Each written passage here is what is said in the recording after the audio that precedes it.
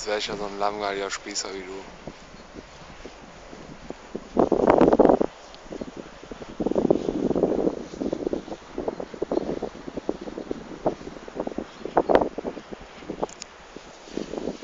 Meine Freundin klatscht mir immer eine und die Mund weggeben. Was soll ich sonst dazu sagen? Deswegen muss ich noch lange nicht verprügeln. Ich bin gern bescheuert. Sie ist ganz niedlich. Das tut nicht wirklich weh.